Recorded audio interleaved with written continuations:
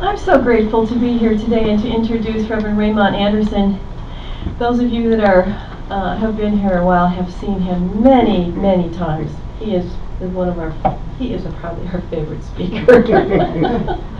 And just our favorite presence. Ray is full of knowledge, but he's full of... Watch it. Watch it. Choose your words carefully.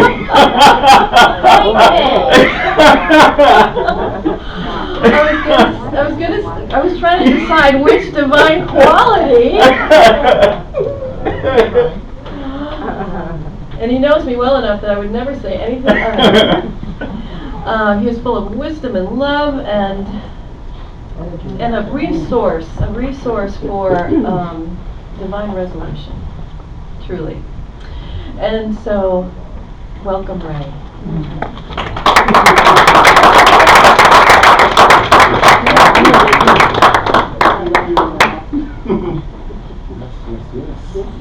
So how's everybody today? Great. So Jen just mentioned to you that many of you have seen me before, and so you know I asked this question. And you know that if you don't give me the energy, then you know that I'm going to ask the question again. How are you today? That's a little bit better. So either you meant that the second time, and you lied to me the first time, or you're being a little shy. Anyhow, I'm not even going to mess with you. So today, as has already been mentioned, the theme is going into the divine feminine. And being the rebel that I am, I'm going to depart just a smidge. No, I'm not. I'm going to depart a whole lot. So if you are ready to venture with me, this is what we're talking about today. Reimagining the holy. It is easy to say we believe in spirit or God, but what concept of spirit/God are we believing in? For those ready to explore and to reimagine our concepts of spirit/God/the holy, the deconstruction can be a painful and challenging exploration, and yet it is a vital one to the metaphysical mystic. So what exactly am I referring to? So there's this show that used to come on way back when. Go ahead, Ivor, switch me up. Called Inside the Actor's Studio. Anybody, you familiar with it? Yeah. So long before I even, got a degree in theater or acting or whatever, I used to watch this show, and I used to love the fact that at the end of the show, he would always ask the same 10 questions of every actor, director, etc. that he had on the show. And it sort of inspired me to piggyback off of some of his questions to ask, how do you explain God? And I'm not asking you right now, but I do want you to think about this. If someone asked you, how do you explain God? What is or who is God? Because we talk about it. When you can insert whatever word there you want. It doesn't have to be God. It could be spirit, could be the force, could be source, could be the universe, could be the Father, Mother, God. I don't care what word you put in place of it. As long as we know what we are talking about. Talking about that which is all that is. How do you explain it? What is or who is it? How do you define that which is called holy? What is holy? What qualifies something as being holy or unholy? What if there is no darkness? Or ego or negative to overcome the way that we typically speak about it. Because we do a lot of talking about, light overcomes the darkness, and spirit overcomes the ego, and positive overcomes the negative. And I've mentioned this like many, many, many times, that it does us great service to transcend that concept and recognize that if you hold up a battery, the battery has a positive charge and a negative charge, and the negative is necessary for the battery to be useful. Then why do we talk about the negative as if it is something to get rid of? Anybody who is an artist or photographer knows that you use shadow on a two-dimensional surface to create depth. So you need the darkness in a painting or a drawing. You need the shadow in a drawing or a painting to create depth and space. then why do we need to get rid of it? If this room was filled completely, totally with nothing but light, none of us would be able to see. We need the darkness to give contrast. And yet, when we're talking about this spiritual stuff, we make it sound like it's the enemy. But if God is all there is, and that's what we say, it's all there is, it's everything. Very rarely do we say, we'll say Father, Mother, God, but very rarely do we say podium God, drum God, microphone God, shoe God. Like, we don't very often refer to God as these other things, but if God is all there is, then it's all of those as well. Correct? Yes. So if God is all there is and it's everything, then God is also light and darkness. God is also ego on some level, because if we're saying it's not, then that means there's God and something else. Then there's two powers. And one of the things it says in the Bible is you can't serve two masters.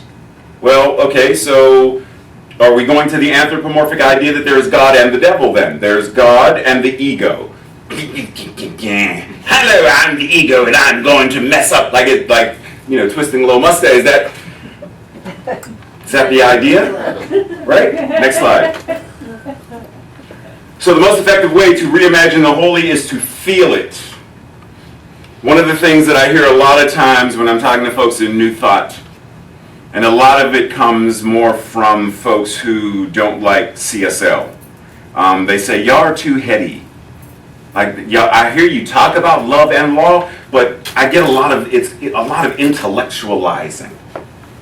And I'm like, I get it, I hear you. Because we do a lot of talking about what God is from here, but not so much from what it feels like. Like, it's one thing to talk about music. It's one thing to talk about notes. So there's an E and there's an F sharp. It's me talking about it. But those who feel music, as soon as I mention a note, they hear it and feel it. But for those who aren't as familiar with the language, it stays here. So if we're going to get into this thing about knowing what God is, knowing what the holy is, then we have to be willing to step into this place of what does it mean to feel holy. Because I would venture to say a lot of us don't on any given day. We don't feel holy. But is that because the definition of holiness that we're basing it on is something we got from a former religion, former background? Probably. But what if that idea is wrong? Like, it's not in alignment, not wrong, like good, bad, wrong, but not in alignment with what we talk about and what we know that God is. It has been said that we can know God, this is Ernest Holmes, for those who may not be able to see it. It has been said that we can know God only insofar as we can become God. Or, the only God we will ever know is the one that we embody. Let that sink in for a second. Because we do a lot of talking about God.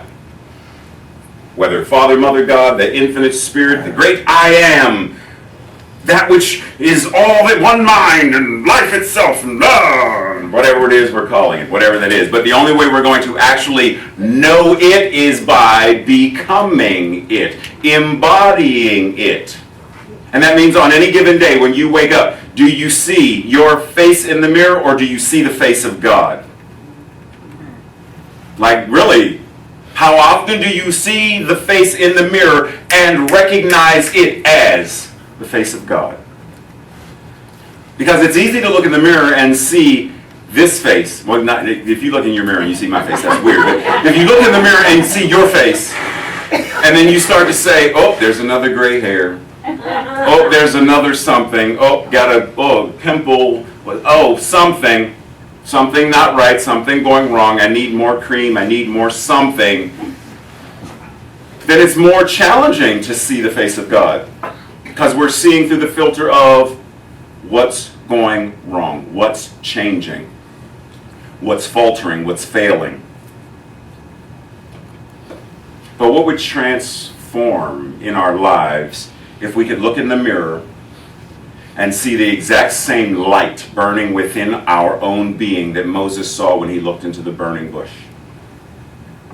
What would it mean for our lives to really step into this new state of awareness where we're not thinking about what God is, but we're living what God is as it's living us? Next slide. So, is God he, she, or it? That's not a question. Just ponder it for a moment. Because we often talk about this whole idea of, God. And actually, click one more time to see if the other one shows up. Oh, no, go back. For some reason, it didn't show up. You can go back. Because there was one right here with those two interlinked. So there's this idea that it's either or. Like, we live in a very binary, dualistic existence. And the moment you say, like we're talking about the divine feminine, well, the moment you say that, on the other end of the spectrum is the divine masculine. And we tend to operate from either or. We talk about something being up or down, or something being forward or backwards. But, okay, so suppose I'm here, and I'm driving my car, and someone says, well, as soon as you get to the light, make a left. And I go, and I get here, and I'm at the light, and I make a left. Am I still making a left? No, the left has now become straight. Right? You follow me? Yes. So, one simple adjustment doesn't stay. There's always the ebb, and what did Ed say about, so being in the flow. We focus so much on get here, turn left, left, left, left, left, left, male, female, right, wrong, father, mother, masculine, feminine, that we're losing the ultimate embodiment of, next slide, this idea that everything that God is a continuum. All of this is how God is expressing and showing up. All of it. Because see, one thing that I learned being a two-spirit individual is that if I only talk about Father, Mother, God, then if somebody who is in the LGBTQ community who is non-gender conforming or non-binary, etc., I've excluded them. Because what I've said is God is this or this, but not this. So if we're going to re-explore and re-examine and reinvent by reimagining this, then we have to know that all of this is what God is, as every one of us. Next. In much the same way, so we talk about point of focus. Do we talk about how much light or how much darkness? So, for example, someone walks in the room and they say, wow, it's really dark in here. Is it really dark? Or is there really just an absence of light? Because if it's really dark, then that on some energetic level can imply that darkness is a thing. Like I can flick a switch and turn the darkness on. But we can't. There's a spectrum of light. And there's either more light or less light. In much the same way as there's this entire spectrum of increasing energy to that side, increasing wavelength to this side, and this one tiny spectrum right there is what we are able to see. But what is unseen is also part of the spectrum. But we can't talk about that, or we tend to not talk about that, because we're not experiencing it on any given level. So when we talk about God, typically we're only talking about God to the degree of what we can see, hear, touch. But God is what is seen, unseen, and yet to be seen. God is what is heard, the unheard, and the yet to be heard. It's all of it. And it's challenging to explore the idea of there is this energy that expands beyond, it's within, it moves through everything. And it's what I am. That's a lot to take in. That's like asking someone, Terry, do me a favor. We're going to hop down. I want you and Andy to come with me to Hawaii. Someone just hired me to count all of the grains of sand on the beach in Oahu. And Terry's like, because Terry would. She'd be like, look, it's a free trip to Hawaii. I'll count sand. But that's a lot. That's like a huge job to count the grains of sand on an entire beach. That's like 5, 6, 7, 8, 9 lifetimes. to a certain degree, that's what I'm asking you to do, though, is to be willing to invite the idea that God is, remember the questions at the beginning, how do you define God, what, who, or what is God, etc., to be able to expand to say that God is that and so much more. Because any word that we use is simply a symbol, and words pale in existence to that which is the experience. How many chocoholics in the room? Is it possible for me to describe the flavor of a chocolate and for you to taste it based upon my description of the flavor? Now, you may imagine it based upon some chocolate, like the way I'm hearing the description, it reminds me of this chocolate that I had when I was in Ajijic in Mexico, and it was sort of like, but you're basing it on a memory of. I want you to taste it based upon what I am describing right now. In the same way that if I say H2O, we all know what H2O is, but no matter how many times I say that word, or say agua, mizu, Wasser, no matter how many times I say it and whatever, it's never going to quench your thirst. It has to be experienced. Source, Spirit, God is the same thing, but it has to be experienced as you. I can't experience God as Tim. I can't experience God as Terry. I can't, but I can experience all that God is as it is showing up in, through, and as Raymont. Next slide. So a couple of quotes. Galatians says there is neither Jew nor Gentile, neither slave nor free, nor is there male and female, for you are all one in that which Christ is.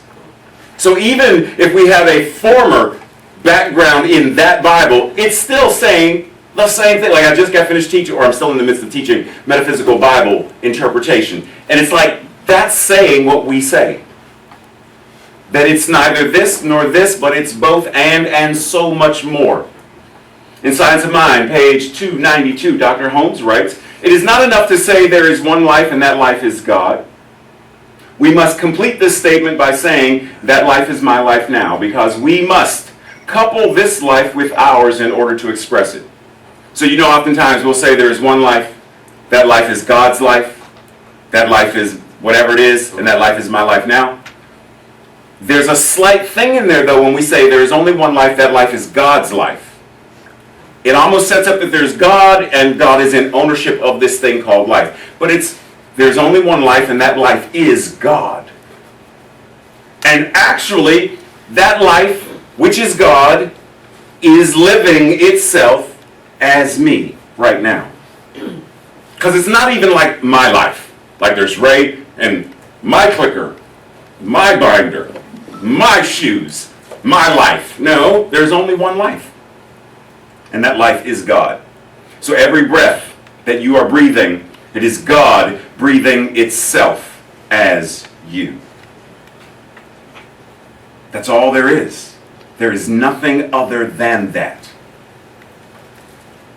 Rumi says, your task is not to seek for love, but merely to seek and find all the barriers within yourself that you have built up against it. I was getting ready to break into a Christmas song. So the idea is, though, it is already there.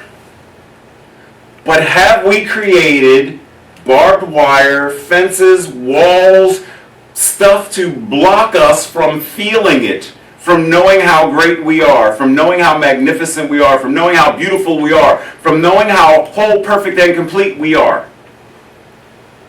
even in the midst of not feeling it?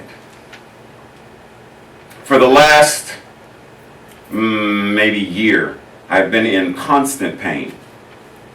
Nonstop. Constant. Both feet, this hip, constant. And the herniated disc in my neck. Constant pain. And in the midst of the constant pain, the idea is still, and yet, God must be whole, perfect, and complete. So there must be that part of me that is still whole, perfect, and complete, even in the midst of this experience of pain. So where have I built a wall that is blocking me from seeing my perfection while there's pain?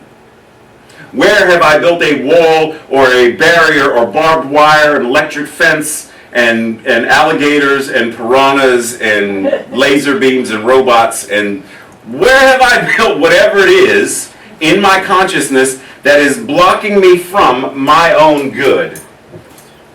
No, but I want to get over there where the good is, but you can't. You're not good enough. You're not worthy. Who made you think you were worthy? Because you're not. Where have we built up whatever internal dialogue, whatever internal belief systems that are blocking us from this? And then lastly, this passage from Exodus reminding us that, so Moses goes, burning bush, and then God introduces himself to him. And let us keep in mind, we're talking metaphysical interpretation. We're not talking about a literal, hello, this is Doug Jennings reporting for CNN at the site of the burning bush on Mount Sinai, where God is about to speak to Moses. We're not talking about that.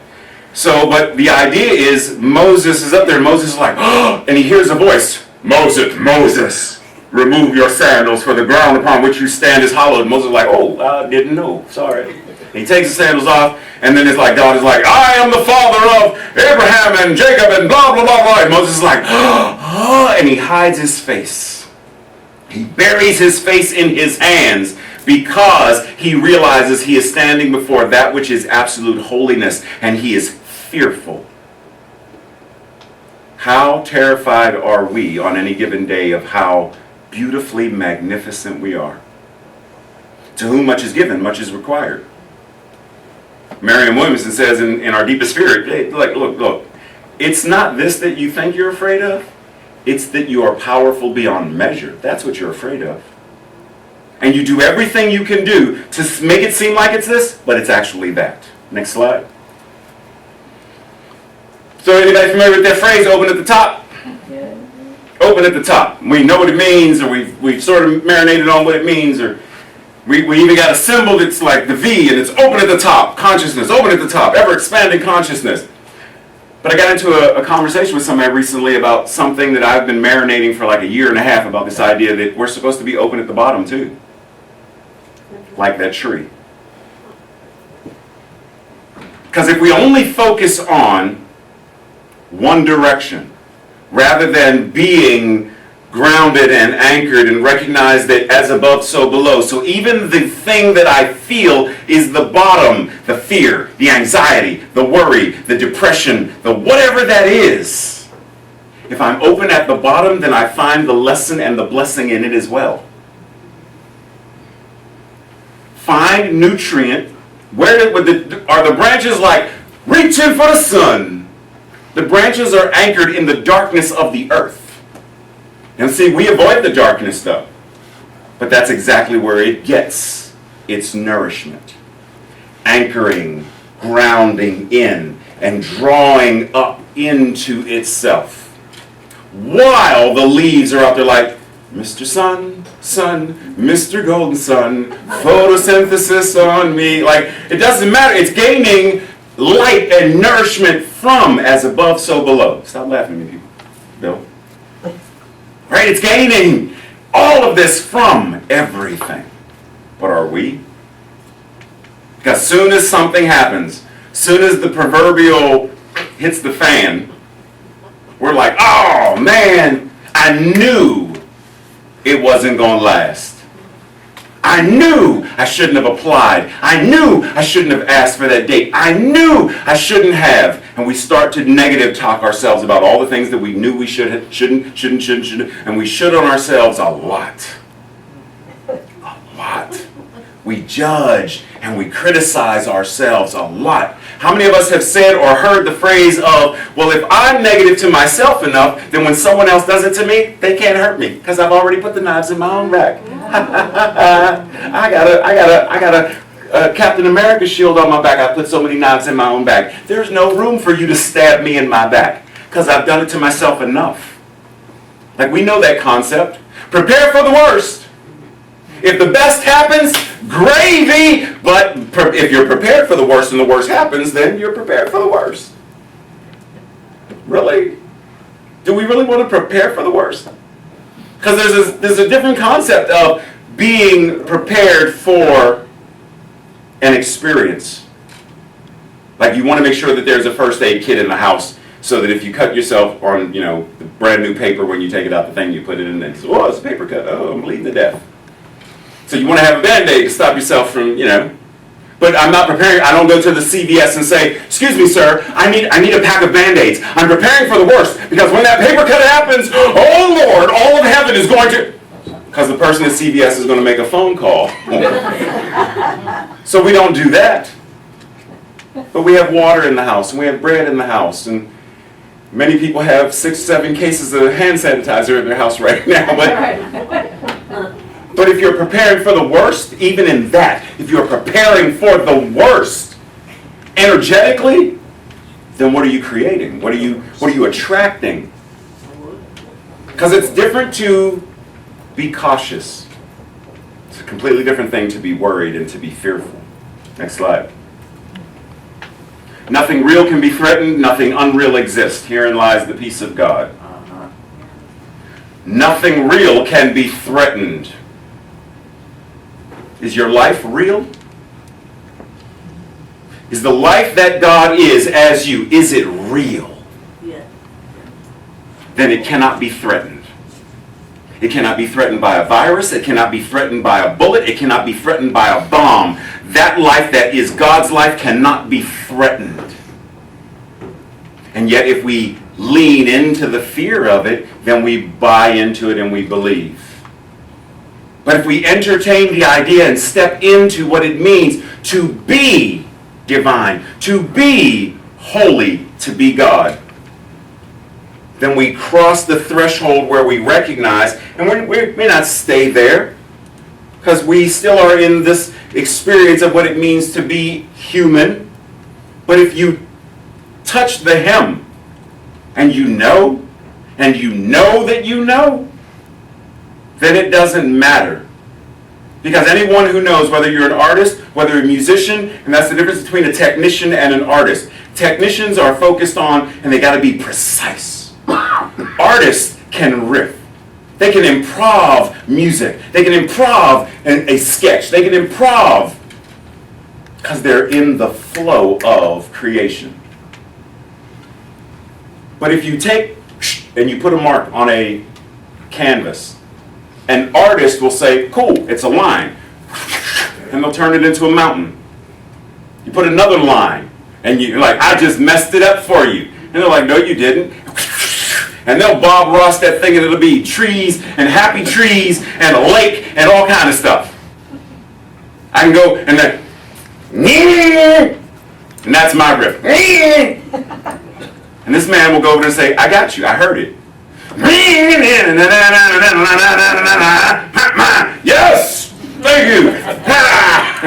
Right? So it doesn't matter. Discord can be turned back into when someone knows that ultimately discord doesn't exist. Ultimately mistakes do not exist. Ultimately that which we think is wrong doesn't exist. We label it that. We call it that. But nothing that is real can be threatened, and nothing unreal exists. Just breathe into what it means to know. Be still and think that you're God. No. Be still and contemplate. No? What's it say? I read. What's the phrase go? Be still and... No. Right. Be still and know. Be still and know. But that means we have to upgrade our level of getting into the practice. Don't meditate for the sake of meditating. Don't pray for the sake of praying. Know that the prayer you are praying is God praying itself through you. Know that when you are meditating, it is God meditating. Know that every thought going through your mind must exist in the mind of God, because there is only that one mind. So recognize, why is this here? What is this offering me? What's the invitation? Oh, I've been so busy running from you that I didn't realize you were pointing at a great gift for me. Thank you. Embody the practice. Do you see that which is holy? Do you see that which is holy? Meaning, when you go out into the world, how often on any given day do you see the holy? And I'm not talking about the potholes Talking about when you go out in the world, do you see trees and recognize that tree as holy? Do you drive down Arlington Boulevard and recognize that this strip of land is holy? Do you go to whatever supermarket you go to and recognize that this supermarket is a temple? It is a holy place because it's what God is. And that when we see it as such, the vibration of it must change. We are the ones that call something to be or not to be. Because the power that God is living and breathing and moving as each and every one of us. So if I say these people, they're bad and they're wrong and they're ugly and they're ignorant, then I'm using the power of God and I'm calling them that. And yet, there is such a thing as righteous anger, where you can be angry, feel anger about a condition and situation, and know that that is God saying, then do something about it. Step forward and be hands and feet. Treat and move your feet. Get in there. Don't just be on the sideline saying, Coach, let me in. Let me in, Coach. I'm ready to play. But actually get in. That's unfair. Actually get into the game. Followed by, do you see the divine feminine and masculine? Do you see love and law in operation in your life and in the world? If not, then now's the invitation. Now is the time to get into and practice what it means to be love and law, not either or. One of the things we talked about in the Metaphysical Bible Interpretation classes, there are several references where, for example, let's go back to Moses. So Moses tells God, so God, you know I got a speech impediment, I stutter, so I'm not really the best person for this job. And God says, okay, fine, then Aaron, your brother, will go with you. He will speak. So he will be the power of authority speaking the word, and you be the demonstration of it. Love and law. Adam and Eve. Like there are several references of the importance of combining love and law, taking what we say, what we pray, and how we show up, and anchoring it in. What does love look like? What does this treatment as love look like? Begin to contemplate, meditate, and conversate. Engage in conversation with people at a different level of conversation. Don't just talk about the SOS that's going on in the world. You know what the SOS is? Same old, just a different day. Don't talk about that stuff anymore. Don't talk about it anymore.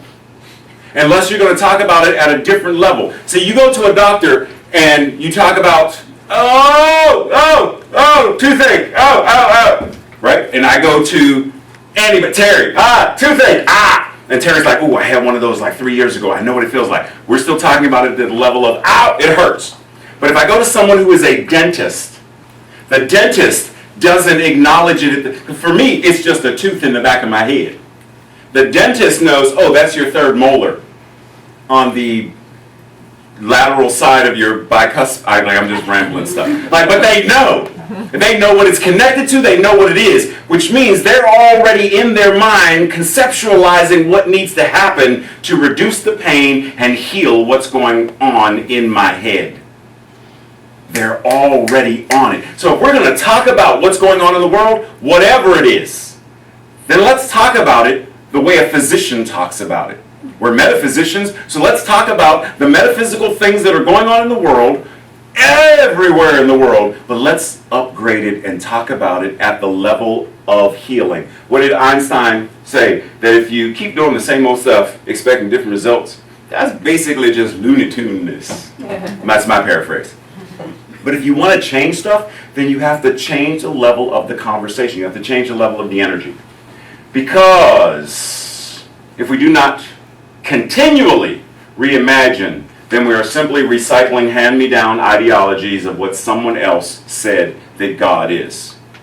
We're taking someone else's idea of what God is. We're taking someone else's idea of what it means to be holy. We're taking someone else's idea of what it means to be whatever we are choosing to be in this world.